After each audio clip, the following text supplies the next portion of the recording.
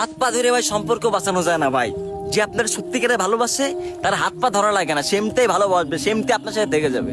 আর যার মানে মানে যে আপনার ভালোবাসে না, মানে সে আপনার সাথে থাকতে চায় না ভাই, সে আপনার সাথে থাকবেই না। আপনি যদি তার হাত পা ধরেন সে আপনার সাথে থাকবেই না ভাই। আপনি কেন তার পা ধরবেন বলেন? আপনি কেন তার পা ধরবেন? আপনিও মানুষ, সে মানুষ, তাই না?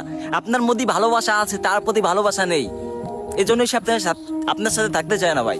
কেন পা ধরবেন? আপনি মানুষ, সে মানুষ, আপনি কেন তার কাছে সস্তা হয়ে যাবেন?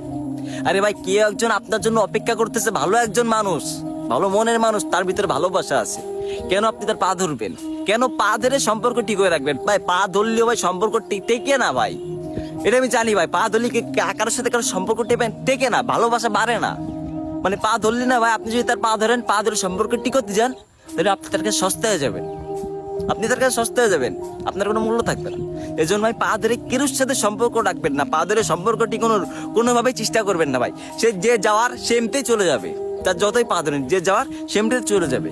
আর যে থেকে যাওয়ার, তাকে আপনি হাজারবার চেষ্টা করবেন যে তারাই দিব, পারবেন না, কারণ তার প্রতি ভালোবাসা আছে। এজন্যই সে যেতে চায় না, মানে সে আপনাকে চায়, সে আপনাকে মন থেকেই চায়, ভালোবাসে সে আপনাকে, এজন্যই সে যায় না। আর তাকে কখনো ছাইরেন না, তাকে কখনো যেতে দিয়েন না। যে যেতে চায় না তাকে কখনো যেতে দিয়েন না। আর যে চলে যেতে চায় তাকে বিদায় দিয়ে দিন, তাকে সবার আগেই